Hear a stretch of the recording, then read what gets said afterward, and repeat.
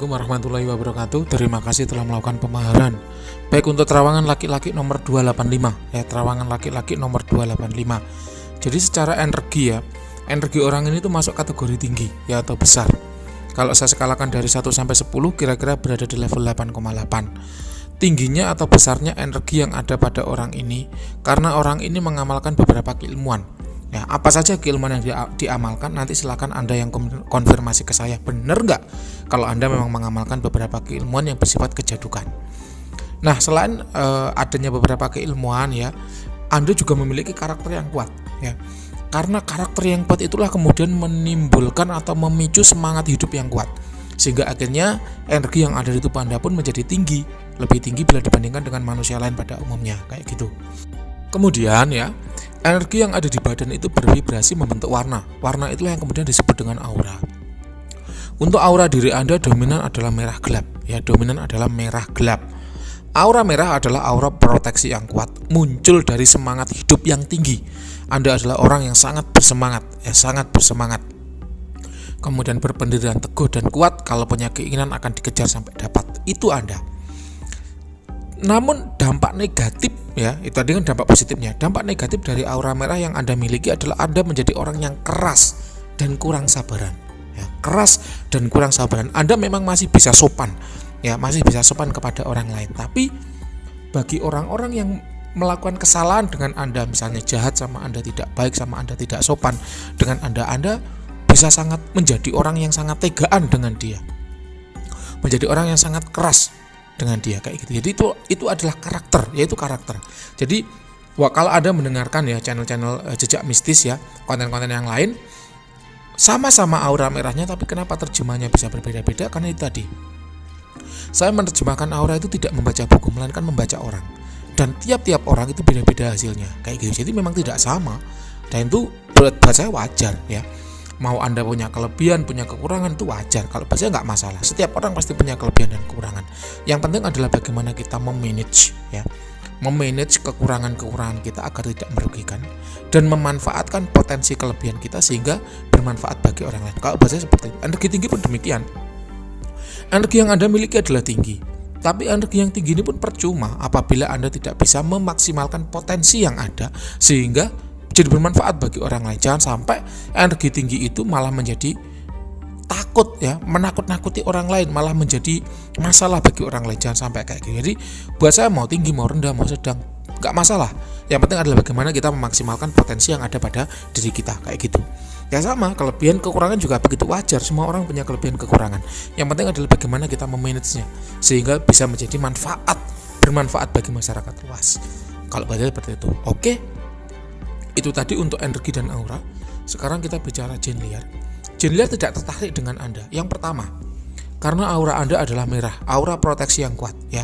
Membuat apa? Membuat mereka itu menjauhi diri Anda, menjadi barrier alami ya yang memagari, melingkari diri Anda sehingga menjadi jarak ketika jin liar itu mau menempel ke Anda. Mungkin Anda boleh berargumen bahwa Mbah, saya itu sering melihat jin liar, melihat beda cerita dengan ketempelan ya, melihat beda cerita dengan ketempelan. Orang boleh melihat makhluk halus tapi belum tentu dia ketempelan makhluk halus, kayak gitu ya.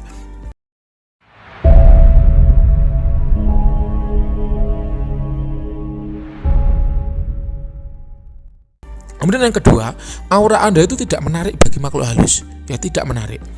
Sehingga ya mereka tidak ada alasan khusus untuk mendekati diri Anda. Sehingga memang kalau dari segi jin liar ini tidak ada, bersih ya.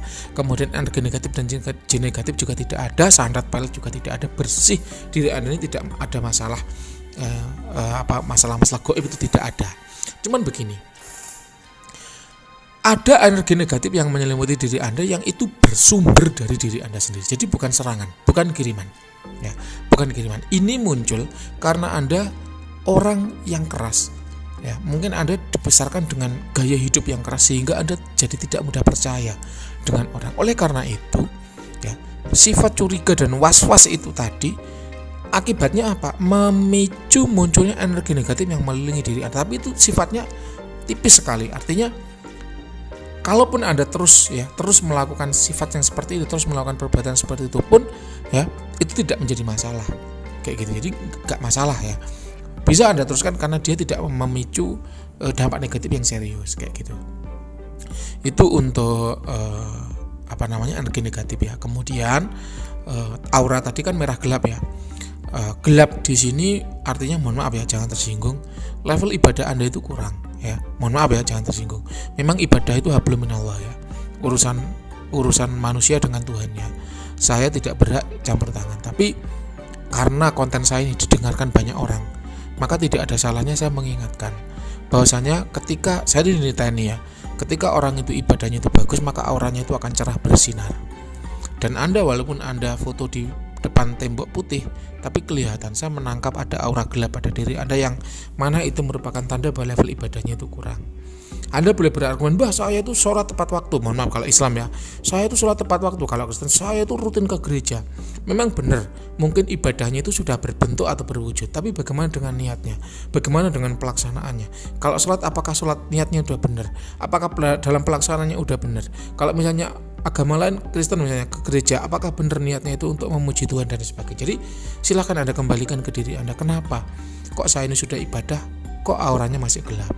Kayak gitu. Jadi itu diri Anda sendiri yang tahu, bukan saya. Saya hanya membaca auranya, oh auranya gelap, berarti ini level ibadahnya kurang. Kayak gitu ya. Oke, sekarang kita ke khodam diri. Saya melihat ada khodam diri ya, khodam diri.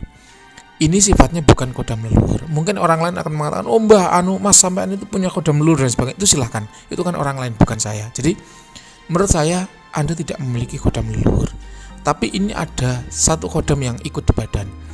Apakah ini pengisian ataupun ini suka ya, itu silahkan Anda yang nanti yang konfirmasi ke saya. Kalau memang Anda nggak merasa mengisi, berarti ini levelnya adalah suka. Jadi dia suka dengan Anda, karena memang ketika orang itu mengisi khodam, ada kalanya yang diisikan itu adalah khodam yang suka dengan pemahar ya. Dicarikan yang suka, dicarikan yang jodoh, sehingga tidak menimbulkan masalah di kedepannya kayak gitu. Nah, adapun ya khodam yang mengikuti diri Anda ini, sosoknya adalah manusia perkasa ya. Jadi badannya tinggi besar, telanjang dada, pakai celana kain warna hitam, kemudian badannya itu manusia, kakinya manusia, tangannya manusia, tapi kepalanya itu adalah sapi atau banteng. Banteng itu sapi liar ya. Kalau banteng itu udah jinak namanya sapi. Jadi terserah mau disebut sapi, mau disebut banteng sama. Ini kalau saya rasa ya, ini lebih ke arah suka dengan Anda. Jadi bukan hasil pengisian tarik kunci itu, bukan. Ditarik terus dikunci itu bukan, melainkan ini suka ya. Jadi ada suka sama suka, sehingga kemudian ini tuahnya berjalan dengan bagus.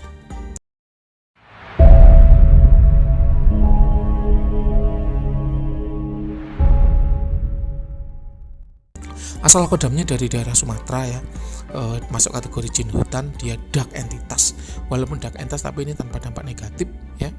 Hanya kalau orangnya tidak kuat akan cepat marah. Kalau tidak kuat, kalau kuat nggak masalah. Kalau kuat dia tidak memberikan dampak cepat marah ya, jadi biasa aja. Dia masuk kategori dark entitas ya, masuk jin hutan. Usianya kira-kira ada 600 tahun dengan level power sekitar 8,6. Ini ikut Anda udah lama ya, mungkin sekitar setengah tahun belakangan. Kemudian untuk tuah, dia lebih ke arah proteksi, kewibawaan, dan kekuatan gertakan ya. Membuat Anda proteksi itu berarti hasil jaga diri ya, pagar gaib. Kemudian kewibawaan itu membuat Anda disegani dan ditakuti orang lain. Kalau kekuatan gertakan itu ya, ketika orang digertak, dibentak, itu akan takut, gemetar kayak gitu. Kemudian untuk perawatan tidak perlu dirawat ya, karena dia sifatnya nempel di badan. Oke, itu yang bisa saya baca untuk diri Anda. Satu lagi yang saya lupa, kewibawaan itu erat hubungannya dengan pengasihan ya, karena membuat Anda nampak lebih dewasa dan matang kayak gitu. Itu erat hubungan. Oke, itu yang bisa saya baca dengan diri Anda ya. Silahkan kalau ada yang kurang jelas boleh ditanyakan. Terima kasih, selamat pagi. Apabila Bapak Ibu itu hanya penasaran, ingin bertanya apakah benda yang dimiliki itu berkhodam atau tidak, maka Bapak Ibu bisa memanfaatkan paket ya tidak. Paket ya tidak itu murah, hanya 20.000 per pertanyaan. Bebas tanya apapun selama jawabannya ya atau tidak. Contoh, Mbah, apakah benda ini berkhodam? Maka kalau ya jawabannya ya berkhodam. Kalau tidak maka jawabannya tidak berkhodam. Kalau udah jelas-jelas berkhodam, maka Bapak Ibu bisa melanjutkan. Apakah mau ambil paket hemat yang 100.000, apakah mau ambil paket eksklusif yang 200.000. Hal ini yang Mbah Wira keluarkan, program ini Mbah Wira keluarkan dalam rangka menjawab kegelisahan Bapak Ibu semua. Karena ada saja klien-klien itu yang gerundel, yang mengeluh ya ketika Mbah bayar mahal-mahal 200.000 ternyata bendanya kosong ya. Maka dari itu Mbah Wira keluarkan paket hemat, paket iya tidak gitu ya, dengan harga 20.000 saja. Jadi win-win solution. Anda sebagai orang yang punya asimat terbantu. Dengan cara apa? Nggak usah keluarkan 200.000, cukup keluarkan 20.000. Anda akan tahu apakah benda yang dimiliki berkodam atau tidak, sehingga bisa memutuskan apakah mau lanjut ke paket hemat, apakah mau lanjut ke paket eksklusif. Sedangkan bagi Mbah Wira sendiri juga nggak merasa direndahkan, nggak merasa diremehkan. Kenapa? Untuk menjawab sebuah benda itu berkodam atau tidak kan pengecekannya panjang. Sehingga kalau dibayar 20.000 ya sudah cukup lah, gitu ya. Karena apa? Karena parkir aja bayar 2.000, mobil itu parkirnya bayar 5.000. Masa Mbah Wira ngecek asimat itu gratisan gitu? Mbah ini ada kodamnya apa enggak Mbah? Kalau ada kodamnya saya mau transfer Mbah untuk terawat selanjutnya, ya nggak bisa. Bayar dulu baru kemudian Mbah Wira cek. Kenapa? Karena udah banyak ya orang-orang yang setelah dijawab, oh iya ini berkodam, kabur nggak lanjut ke paket berikutnya, atau oh iya ini kosong tidak berkodam, oh ya udah Mbah kalau kosong saya nggak jadi terawan gitu. Itu banyak, sehingga Mbah Wira mengeluarkan solusi win-win solution. Mbah Wira menang, Anda juga menang. Anda menang, Mbah Wira juga tidak kalah, gitu Bapak Ibu ya.